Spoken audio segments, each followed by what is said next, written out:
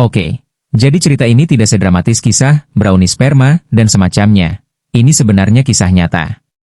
Kami bertemu ketika kami berdua masih muda, kami langsung cocok dan berpacaran. Kami pindah ke tanah kelahirannya, saya berjuang dengan negara baru, bahasa baru, mencari pekerjaan dan segala macam masalah itu. Beberapa tahun kemudian saya mengetahui ada pria lain. Kami bertengkar, kami berbaikan, dia berjanji tidak akan menemuinya lagi. Saya tidak ingin menjadi diktator.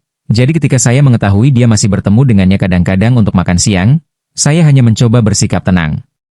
Berulang kali, selama bertahun-tahun, saya akan khawatir tentang bajingan ini. Dan saya akan bertanya kepadanya secara teratur apakah hubungan kami baik-baik saja.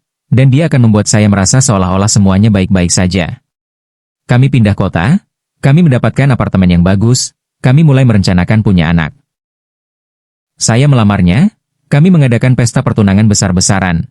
Setahun atau 2 tahun kemudian kami mengadakan pernikahan yang sangat besar. Kami punya bulan madu yang gila. Kami mulai memilih tanggal untuk memulai punya anak. Kami punya anak.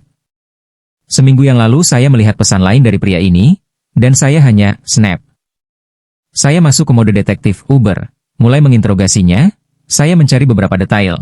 Saya mengisolasi sahabatnya dan mulai mendapatkan informasi darinya.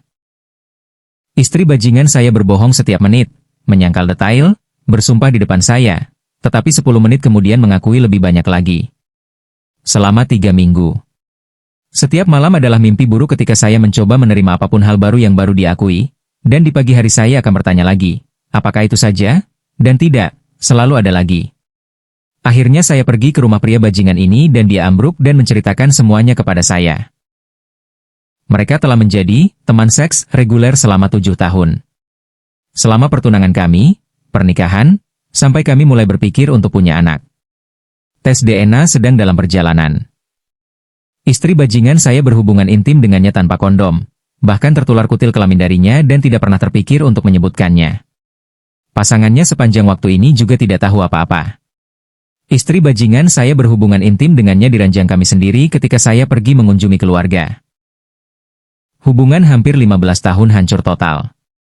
Saya tidak akan terlalu keberatan, tetapi pria ini adalah kekacauan besar yang gemuk. Emas untuk siapa saja yang memberi saya nasihat yang layak sekarang.